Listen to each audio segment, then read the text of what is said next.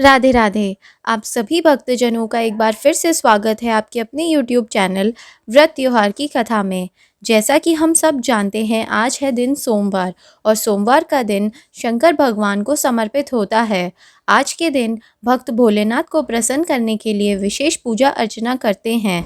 नारद पुराण के अनुसार सोमवार का व्रत में व्यक्ति को प्रातः स्नान करके शिवजी को जल और बेलपत्र चढ़ाना चाहिए तथा शिव गौरी की पूजा करनी चाहिए।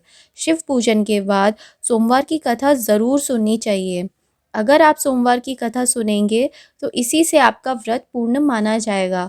तो चलिए शुरू करते हैं, क्या है आज की सोमवार की व्रत कथा। एक समय की बात है, किसी नगर में एक साहूकार रहता था। उसके घर में धन की कोई कमी नहीं थी, लेकिन उसकी कोई भी संतान नहीं थी। इस कारण से वह बहुत दुखी था। पुत्र प्राप्ति के लिए वह प्रत्येक सोमवार व्रत रखता था और पूरी श्रद्धा के साथ शिव मंदिर जाकर भगवान शिव और पार्वती जी की पूजा करता था। उसकी भक्ति देखकर एक दिन माँ पार्वती प्रसन्न हो गईं और भगवान शिव ने उस साहूकार की मनोकामना पूर्ण करने को कहने लगीं। पार्वती जी की इच्छा अनुसार भगवान शिव ने कहा, हे पार्वती, इन संसार में हर प्राणी को उसके कर्मों का फल मिलता है और जिसके भाग्य में जो हो उसे भोगना ही पड़ता है। लेकिन पार्वती जी ने साहूकार की भक्ति का मान रखने के लिए उसकी मनोकामना पूर्ति के लिए इच्छा जताई।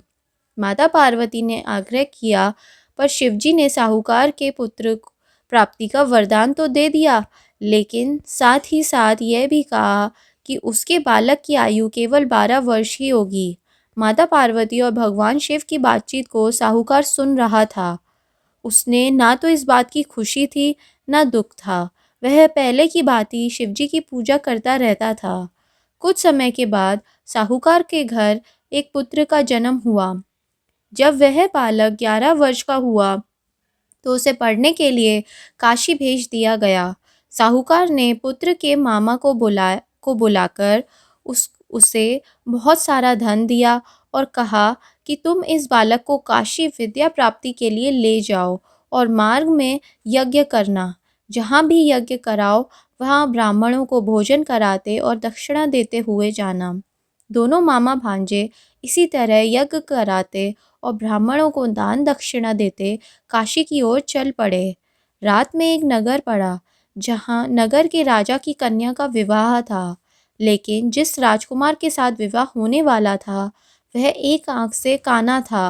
राजकुमार के पिता ने अपने पुत्र को काना होने की बात को छुपाने के लिए एक चाल सोची।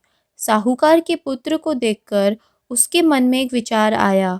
उसने सोचा, क्यों ना इस लड़के को दूल्हा बनाकर राजकुमारी से विवाह करा दूं। विवाह के बाद इसको धन देकर विदा कर दूंगा और राजकुमारी को अपने नगर ले आऊंगा। लड़के को दूल्हे के वस्त्र पहनाकर राजकुमारी से विवाह करा दिया। लेकिन साहूकार का पुत्र ईमानदार था। उसे ही यह बात बिल्कुल भी गवारा नहीं थी। उसने अवसर पाकर राजकुमारी की चुन्नी को के पल्ले पर लिख दिया कि तुम्हारा विवाह मेरे साथ हुआ है, लेकिन जिस राजकुमार के संग तुम्हें भेजा जाएगा वह आँख से काना है। मैं तो काशी पढ़ने जा रहा हूँ। जब राजकुमार ने चुन्नी पर लिखी बात पढ़ी तो उसने अपने माता पिता से यह बात बताई। राजा ने अपनी पुत्री को विदा नहीं किया, जिससे बारात वापस चली गई। दूसरी ओर साहूकार का लड़का और उसका मामा काशी पहुँचे और वहाँ जाकर उन्होंने यज्ञ किया। जिस दिन लड़के की आयु 12 साल की हुई, उसी दिन यज्ञ रखा गया। लड़के ने अपने मामा से कहा कि मेरी तबीयत कुछ ठीक नहीं है। मामा ने कहा कि तुम अंदर जाकर सो जाओ। शिवजी के वरदान अनुसार कुछ ही देर में उस बालक के प्राण निकल गए। मृत भांजे को देखकर उसके मामा ने विलाप शुरू कर दिया। संयोगवश उसी समय शिवजी और माता पार्वती उधर से जा रहे थे। पार्वती जी ने भगवान से कहा, स्वामी, मुझे इस किसी के रोने के स्वर सहन नहीं हो रहे। आप इस व्यक्ति के कष्ट को अवश्य दूर करें। जब शिवजी मृत बालक के समीप गए तो बोले कि यह उसी साहूकार का पुत्र है जिसे मैंने 12 वर्ष की आयु का वरदान दिया था। अब इसकी आयु पूरी हो चुकी है, लेकिन मातृभाव से विभोर माता पार्वती ने कहा, हे महादेव, आप इस बालक को और आयु देने की कृपा करें, अन्यथा इसके वियोग में इसके माता पिता भी तड़प तड़प कर मर जाएंगे। माता पार्वती के आग्रह पर भगवान शिव ने उस लड़के को जीवित होने का वरदान दिया। शिवजी की कृपा से वह लड़का जीवित हो गया।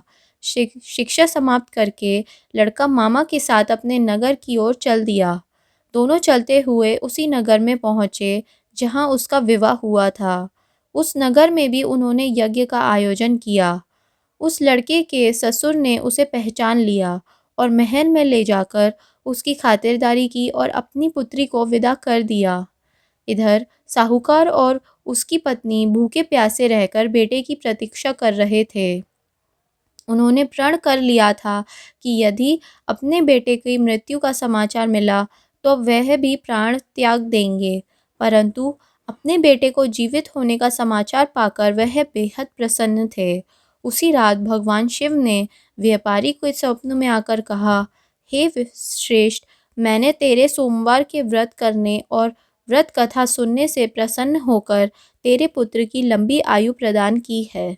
इसी प्रकार जो कोई भी सोमवार का व्रत करेगा या कथा सुनाएगा या सुनेगा और उसकी सारी परेशानियों को और उसकी सभी मनोकामनाएं मैं पूर्ण ज़रूर करूँगा। तो अगर आपको आज की हमारी यह कथा पसंद आई हो तो कमेंट में हर हर महादेव ज़रूर लिखिएगा।